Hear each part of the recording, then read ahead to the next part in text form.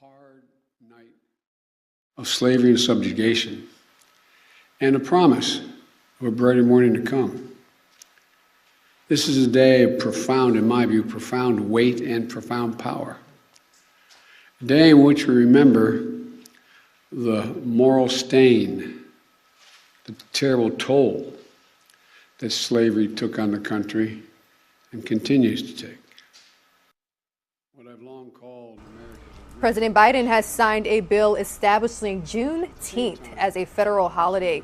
Joining the conversation now is Craig Jackson, professor at law at Texas Southern University Thurgood Marshall School of Law. Good morning, Professor. Thank you so much for joining us this morning. Good morning. My pleasure.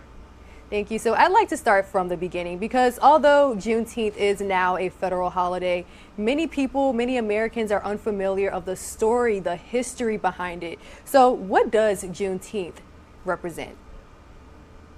Juneteenth is, it has somewhat of a complex history, more complex than a lot of people actually know. Because President Lincoln signed the Emancipation Proclamation on January 1, 1860. Those Confederate states, those rebellious states that were under Union control, and legally would have applied to the Confederate states that were not under Union control at the same time, but because there was no Union control, no way to enforce it. So the Confederate states that were under Union control, slavery was ended. It did not apply to slave states that did not secede from the Union. So as it turns out, Lee surrenders at Appomattox in April of 1865. 6 days later, Lincoln is assassinated. But there's still a war going on, even though the Civil War is officially over. There's still a war going on as slavers, slave owners, Confederate outposts migrated to the West, headed toward Texas, where there was a dearth of Union presence in the state, the vast state of Texas, and 150,000 slaves migrated with their slave owners into Texas during this period between Appomattox and the beginning of June. And finally, Union soldiers were able to take control of Texas at the beginning of June, June 2nd, when the control was official, and General Granger moved into Galveston with 2,000 troops and proclaimed the slaves to be free on June 19th, 1865. So it took a bit of doing before there was even a legal basis for proclaiming the end of slavery. And the thing about the emancipation, this was really an extension of the Emancipation Proclamation. It was an executive order. It didn't have any authority in other parts of the country that had not seceded from the Union. It was a military move. In order for slavery to be finally ended, they had to pass the Emancipation, and rather the 13th Amendment, which wasn't ratified until December of 1865 and became part of the Constitution at that time. Now, Juneteenth is significant because it did mark the last state to actually come under Union control and the ability of the Union to put into effect Lincoln's Emancipation Proclamation.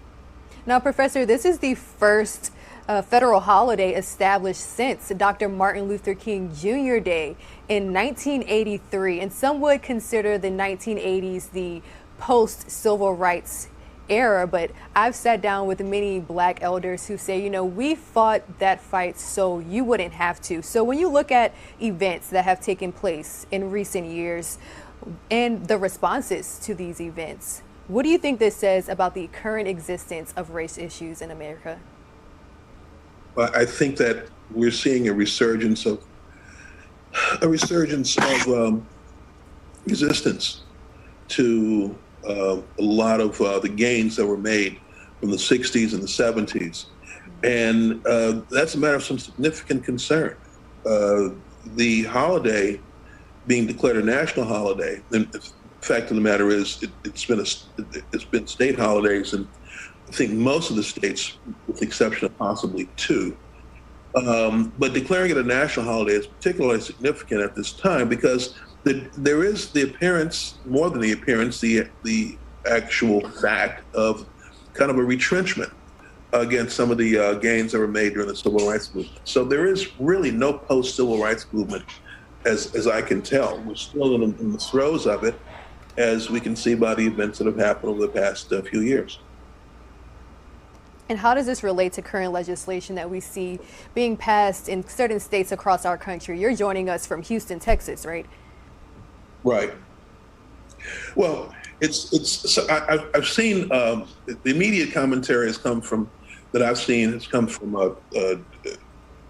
news programs, social media, and I think the view that I'm catching, the one that I share there, it's kind of a cruel irony that the holiday has been declared. It should be declared. It's an important date. It's an important date in history. History is very important. But at the same time, a federal holiday is declared for Juneteenth. We're also seeing retrenchment on voting rights, which is kind of core to the modern African American experience. So we're seeing a lot of retrenchment in these areas. And I think a lot of people would say the Juneteenth holiday is a good thing, but we need to see more action in terms of protection of voting rights and protection of other civil rights, including protection with regard to police interaction with persons of color.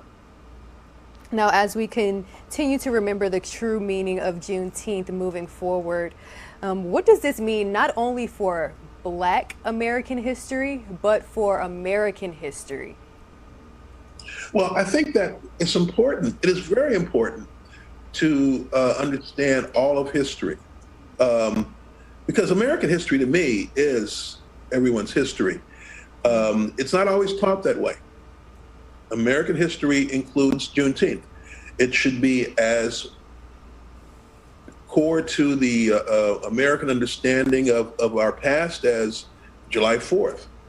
And certainly the fact that a significant population in this country lived under slavery for the majority of its existence in this country, more than 355 years in the United States. And Black people were enslaved for 250 years, 240 years before that. I think that's significant. We are in still, our current period right now, we're still in the minority of, in terms of the amount of time that Africans have been in North America. We've been enslaved for most of that time and free for only a third of that time. So that's important that we understand the history of our country. This is part of that history, and it's very important. Also note that the Poor People's Campaign of 1968, after Dr. Martin Luther King was assassinated, used Juneteenth as a rallying point to bring people together.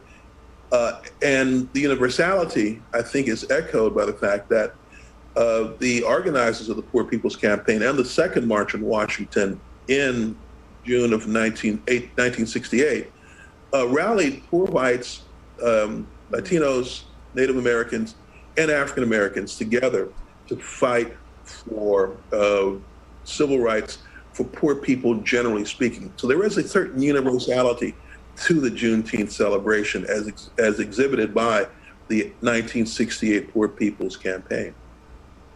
You're right. I think that this is a time of immense reflection for not only Black Americans, but for all Americans. And I'm wondering for you, Professor, personally, did you ever think that you would see this holiday recognized at a federal level in your lifetime?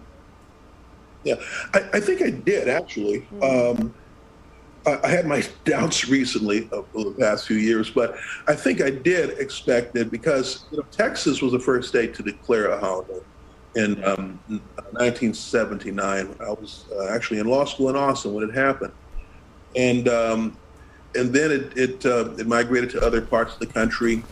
And since most states have and recognize the holiday, in fact, it's been recognized nationally for quite a while because the freed persons migrated to other parts of the country and told other freed persons about what happened in Texas. So it's been recognized throughout the country for a while. And I guess I expected eventually that this would happen.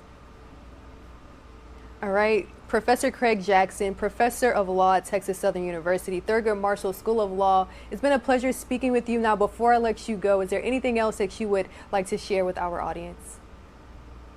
I think we have to be able to teach this to our students. It's part of the American history. And we should not get confused about what is and what is not American history, because this is, without a doubt, American history. Is part of our heritage. And we have to take the good and the bad in recognizing how this country developed over the years. Thank you so much, Professor. Enjoy the rest of your day. You too.